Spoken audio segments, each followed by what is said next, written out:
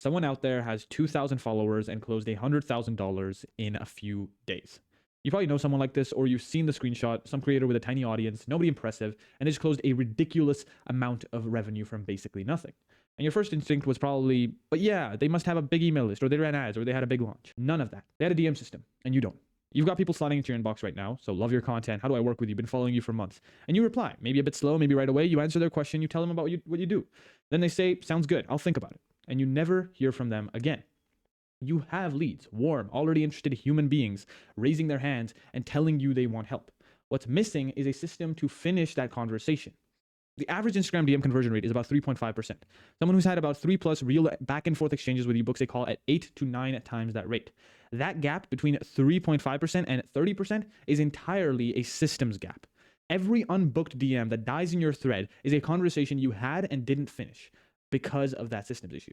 And here's the part that stings a little. You're getting inbound, right? That's the hardest part. That's the part that people spend years on content trying to earn. But without a system on the back end, warm leads will cool off in about 24 to 48 hours. They'll find someone else who had the right words at the right time, or they just scroll past you again next week like nothing happened. Converting an inbound DM is 5 times easier than converting cold traffic, which means a single coach with 2,000 followers and a proper DM system can out-earn a creator with 50,000 followers who's winging it in the replies. The people with 50,000 followers spending money on ads to get leads they can't convert are doing the equivalent of filling a bucket that has no bottom. The ones at 6 figures a month just fixed the bucket. So here's what we're going to cover. I'm going to break down the exact DM system that takes someone from I love your content to a booked, qualified, high show rate call in 5 specific stages. And I know a lot of people will bounce halfway because it's more detailed than they expected. If you're the type that clicks off 2 minutes into a video expecting some kind of magic bullet, you can go for it. But if you watch this whole thing, you'll know why qualifying before booking doubles your booking rate, the exact 3-layer DM sequence that converts without feeling pushy, how to take someone from booked to showing up and actually staying through the call. Number 4, the pre-call asset that makes your sales call feel like a formality, and a follow-up system that closes the people who went quiet on you without being annoying about it. And just so you know, I'm not talking out of my ass here. My name's Kamil, and I've spent hundreds of hours analyzing sales funnels from some of the top coaches and gurus out there, while working with multiple 5- and 6-figure entrepreneurs to help them scale their info businesses to $100,000 per month. And that's all we talk about on this specific channel. So without any further ado, let's just get straight into the rest of the video. There are 2 ways that most coaches will approach DM calls. You either book then qualify, or qualify then book. With book then qualify, you obviously have the mindset of getting anyone on the calendar and sorting it out live. This hint is the worst way to go about it. You get a 30 to 40% no-show rate, and you get low energy calls, and you just spend entire days on calls that go nowhere. 15 to 20% close rate is pretty average for this. Then there's the qualify then book funnel, which is you ask 3 questions, just 3 questions in the DMs before sending the link. You get under 10% no-show rates, which is insane, but this is actually true. High intent calls because the prospect came ready. The calendar is much smaller, but every single call matters. And a 30 to 70% close rate is documented on average. The default move for most people is to go left, get anyone on the calendar, sort it out live. You know, caveman knowledge, full calendar equal good. So the Calendly link goes out at the first sign of interest, and hope takes over from here. What happens is that half of them ghost before the call, the other half show up unclear on why they're even there, and you spend 45 minutes explaining your offer to someone who hasn't even decided they have a problem worth solving. So adding friction before booking increases that quality of every single call that makes it through. As you can see, you can look at this beautiful graph that I put together. So Chili Piper analyzed 4 million form submissions. The ones that qualified before booking had a 66.7% booking rate. The unqualified ones had the 30% industry average. So qualifying before booking roughly doubles your booking rate while simultaneously raising the close rate of the calls that do happen. The person who answered your 3 questions is not the same lead as the person who just clicked a link. They have committed to having a problem. They have publicly said what is stopping them. So you might be asking, what are the 3 questions? This gets us into the 3-layer DM sequence. Now, there are 2 modes that coaches fall into in the DMs, and I know, I love the number 2. They're either pure warmth with 0 direction. Oh my God, I love this. Great question. Here's a bunch of free value. Or they're a pitch machine. Both of those patterns will kill the booking, because too soft, you become their free coach. They love talking to you, but they never pay you. Too fast, they feel targeted and they just ghost you. The sequence below takes 4 to 7 exchanges across 3 distinct layers. Treat it as a framework. Adapt it to the conversation in front of you. Never, ever as a script. So layer 1 is the opener. I'll get into deep detail on all of these layers later. Curiosity or value first. Reference their content, their situation, or a real observation. Never a pitch. Layer 2 is the qualifier. So 1 to 3 questions spaced. Goal, current situation, and what's blocking them. Open-ended, conversational, not a form at all. Layer 3 is the bridge to the call, which is based on what you shared. This sounds like something worth a conversation. I've got about 20 minutes on day or day, which one works. Let's break each of those layers down. Layer 1 is the opener, and they messaged you first here. They already crossed the hardest part of that bridge. Your reply has a singular job, which is dig into what they actually need. They said, do you do one-on-one mentoring? Or they triggered your keyword, or they even said something like, I've been trying to do X and it's not working. That is your opener. Your reply digs into what is underneath the conversation they already started. Here are some opener replies that we've seen work well. These are verbatim. These are literally just templates. Customize them to work for your ICP and sound like you. Do not become a copy-paste bot, please. It's not a good idea. The goal is to get them talking about their problem. Find out what's actually going on before the next question makes sense. Layer 2 is the qualifier. So this is BANT light. Basically, budget, authority, need, timing, the light version. So once the conversation is open, you need 3 things from them across 3 to 4 messages. So the 3 qualifiers are, you need to ask them the need. So what is the main thing blocking them from their goal right now? Authority is this something you would make a call on yourself, which basically just means, just word it a little bit differently, would you be able to take action on this call today? Timeline is how long has this been going on? Plus, is this something you're looking to fix in the next month or so? You don't ask about budget, you just infer it from your previous conversation with them. The only time you would ask for budget is if you had very low quality leads, especially if you're selling to 16, 17, 18, 19-year-olds that don't have a lot of money. In that case, and if you're getting a lot of obviously leads from there, that is when you would ask for budget, because this adds so much more friction. And number 2, a lot of people lie about this, so it's almost a pointless question. You never want to stack these in a single message, and you want to ask 1 question per reply. The optimal DM talk to listen ratio is about 43% talking and 57% asking and listening. You want to let them tell you what they want. Asking questions does double the work. It filters for serious people, and it also makes the prospect feel heard. Prospects who feel heard trust faster, book more reliably, and close easier. Layer 3 is the bridge. So once you've had about 4 to 7 real exchanges and they've told you their situation, the call offer here should feel like the natural next thing. Sample bridge messages are as follows. Again, verbatim, change these up. The close should be casual. Give them 2 options or a booking link. Do not make it open-ended like let me know if you want to chat. Give them the slot and let them pick. So our main goals here are that you should be able to understand the 3-layer conversation arc before sending any booking link, know which questions to ask in what order and how far apart, and recognize that a properly run sequence makes the call offer the obvious next step. So that moves us on to section number 4, which is where they said yes, they've got the link, but now what do you do? Well, the link goes out and the thread most of the time goes quiet. The prospect will click it, they'll see the calendar and pick a slot 9 days from now because that's what worked for them. And they go back to scrolling. And in 9 days, their energy around this is at 0. They barely remember why they booked. And this applies to those of you who also let them only book, 3 to 4 days in advance. So the lead intent over time erodes heavily. Even into day 3, it's already almost halfway. Meetings booked more than 15 days out account for roughly a third of all no-shows.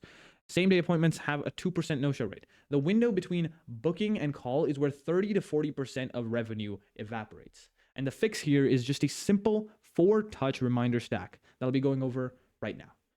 So, touch 1 is the booking confirmation. You want to send this right after they book. Don't send just a calendar link and wait. Message them directly in the DMs the moment that they book. This is also the exact system that we use on confirmation pages for any free training funnel. So if you go to Brez's page or TGR's page, whatever, once you book in a call, they'll send you to a confirmation page. That's basically the automated version of this. That works, but this plus that confirmation page will crush for you.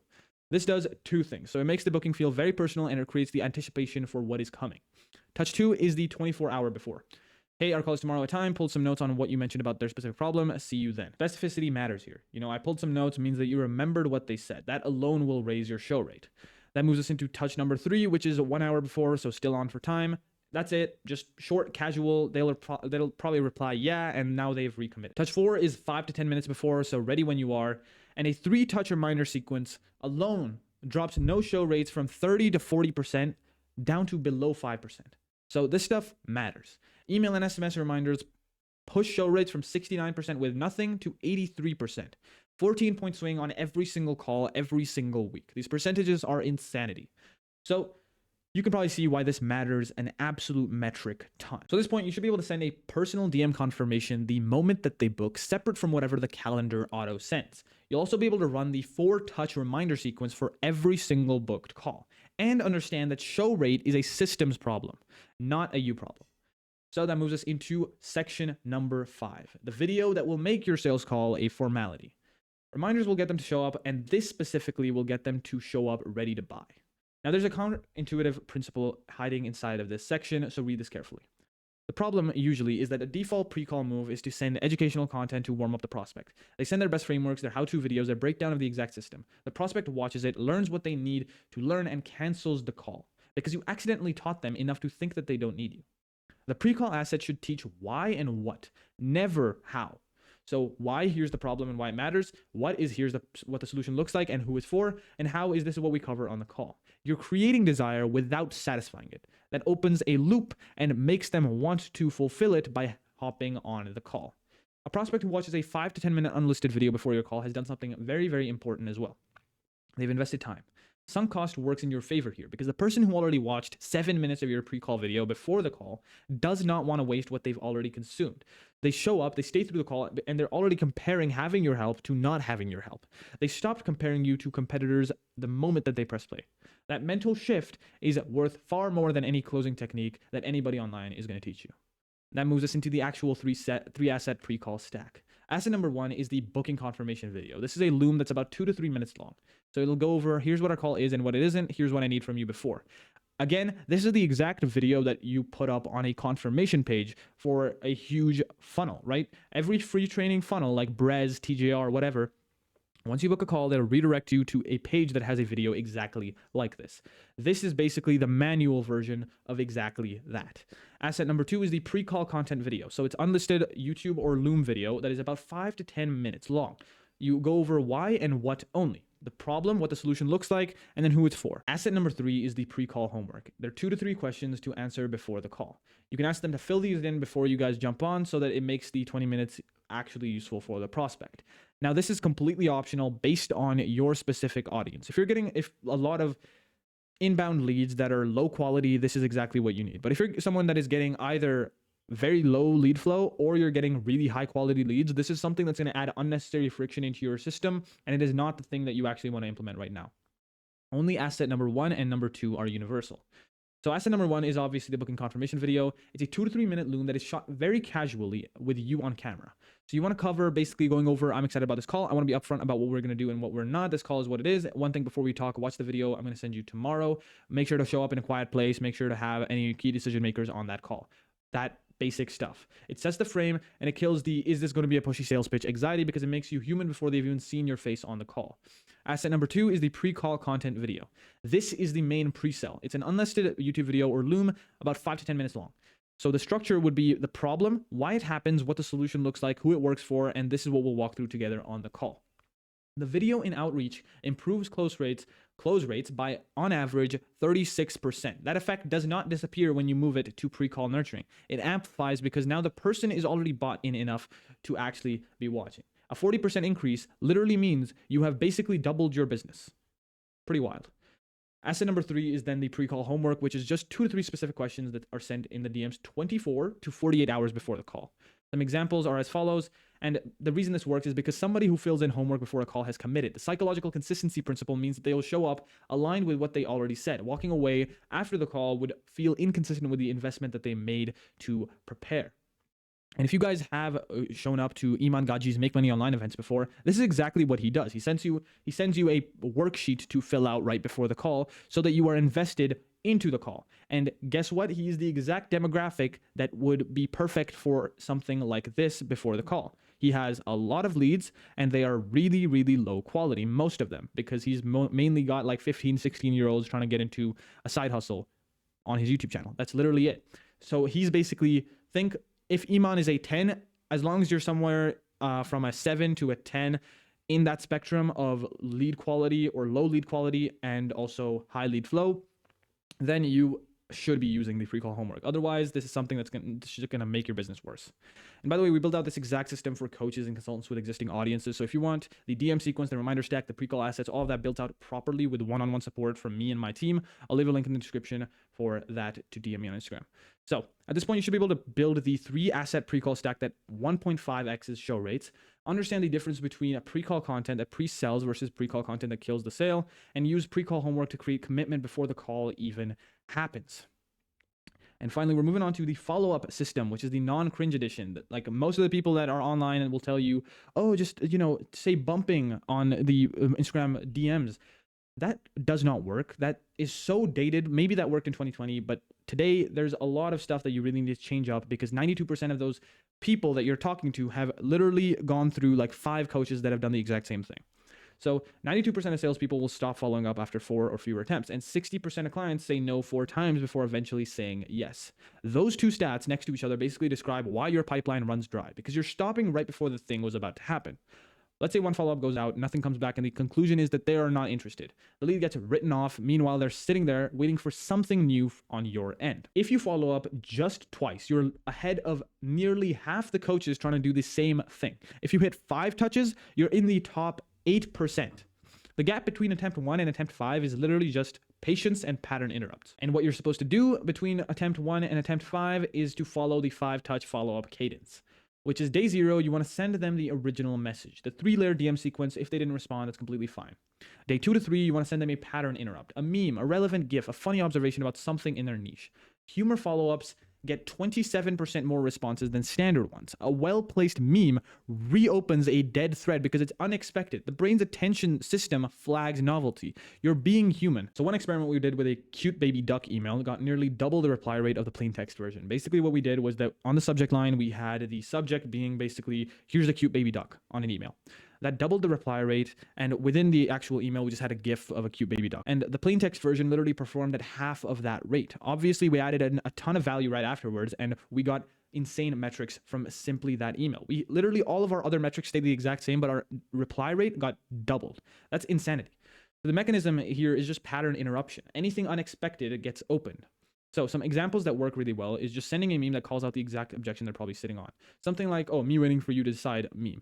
So you can send them POV, me waiting for you to decide, and then send them something along these lines. A Kevin Hart meme works pretty well. Something like this specifically. This works well for us, and we just use this. It signals confidence because you're staying in their world without demanding anything. Or maybe a casual observation. So just help someone with specific thing that they mentioned or the prospect mentioned. Thought of our convo and blah, blah, blah. You give them some value. Or a research drop or a resource drop with 0 ask attached. So you can say, came across this, thought you'd find it useful. Or maybe if you're making YouTube videos or whatever, you can say, oh, was filming this video the other day, thought about our convo, thought you'd find it useful, send them the link. Day 5 is the value drop. So a soft callback and add value with no ask attached. You know, came across something relevant to what you mentioned about their problem, brief insider observation, figured you'd find it useful. This triggers the mirror exposure effect here. Each touch point will build familiarity, and a familiar person feels safer to respond to. You're staying in their world. And the mirror exposure effect is stacked on if you actually send them YouTube videos because you're nurturing them as well. That moves us into day 7, which is the direct ask, and this is your direct close attempt. You can say, I'm opening blah, blah, blah, 2 spots next week, still worth the convo. You want to be direct here. Do not apologize for following up. You have something that is worth having, and you're giving them another shot at it. And then day 7 to 10 is the long game nurture. You only do this if you have a crap ton of free time and you really want to squeeze out that last 2, 3, 4, 5% of no-shows or like ghosts, basically. Or if you have a VA that is on a very, very, very cheap hourly rate, because this is something that is like the 20%. If we're looking at this like the 80-20 rule, the rest of these follow-ups are the 80%, and this is kind of like the 10 or 20% in this case, because it's gonna get you some improvement by staying with them and nurturing them long term, doing all these things, but it's really not worth it for most people. So at this point, you should know how to run a 5-touch follow-up sequence before writing off a lead. You'll be able to use pattern interrupts, so memes, humor, unexpected messages on a touch 2, 3, 4, 5, and understand that persistence with personality beats persistence without it every single time. So that moves us into section number 7, which is the speed problem. Now, timing is most of the time the variable that nobody talks about because it's kind of boring, right? A 1-minute response in your Instagram DMs generates nearly 4 times higher conversions compared to a 30-minute delay. Leads contacted within 5 minutes of their message are 21 times more likely to be qualified than leads contacted later. The reason that speed matters so much in DMs specifically is what happens in the window between their message and your response. They sent the message, and in that moment they were warm, curious, and open. Then 4 hours passed, they scrolled through 400 pieces of content, they watched 3 competitors' reels, they talked themselves in and out of caring about their problem twice. By the time you reply, the version of them that sent that message no longer exists. You're talking to someone who's been marinating in distractions for half of a day, starting the conversation straight up from scratch. You don't need to be glued to your phone, but you do need some kind of response system. You have 3 options, which is 1, you can set up response windows. So set 3 to 4 times per day where you check DMs and respond within that session. So morning, midday, evening, always within a few hours. This is the bare minimum that you can possibly do. Anything worse than this, you are basically just you don't care about your business. Number 2 is a holding message that works pretty well. On something right now back in 30, I would not recommend this. This is only really if you have a lead that's kind of warm, like really warm, and you really want to get back to them, but you're actually super busy. But this is kind of like a fallback. But what I'd recommend is really just an AI automation that auto responds for you. If this is something you are looking for, we build this out for all of our clients within HTS. So I'll leave a link in the description to book in a call with me or one of my team members for specifically all of that done for you systems, building out the entire thing that we're basically talking about on this board as well. Same day conversations close at dramatically higher rates. The longer the window between their message and your call, the more that intent erodes, which is also why booking calls quickly matters. Once they agree to a call, you want to move as fast as possible. Do not let them sit for 2 weeks. At this point, you should know that you have to respond to inbound DMs within hours. You should be able to use holding messages when you can't respond immediately, and you should be able to book calls as close to the conversation as possible to preserve intent. Which moves us finally into our final section, which is the full entire system mapped. Now, this is the meaty one. This is everything in one place, and I'd recommend you literally just take a video of this or screenshot it or whatever and send this to your appointment setting team, your closing team, blah, blah, blah. Everybody, just send this to the people that are actually going to be contacting your leads because it's the exact system that they need to be using. So I'll just scroll through that. And for the leads that went quiet at any point in that flow, you can go ahead and use this exact framework. The coach is doing, 60 to 100K per month with small audiences, have the system running really quietly in the background while they focus on their content. If your DMs are already coming in and you're sending people to a booking link with no reminders, no pre-call assets, and no follow-up, you're sitting on a pipeline that you really haven't touched yet. You're literally sitting on just a vein of gold. We build this exact system, by the way, out for coaches and consultants with existing audiences. Again, so we go over the DM to call sequence, the pre-call asset stack, the reminder flow, all of it done for you by me and my team. I'll leave a link in the description down below. But anyways, hope you got a ton of value from this board. You can go ahead and click on one of the videos on screen right now to get even more of it. Otherwise, see you. Peace.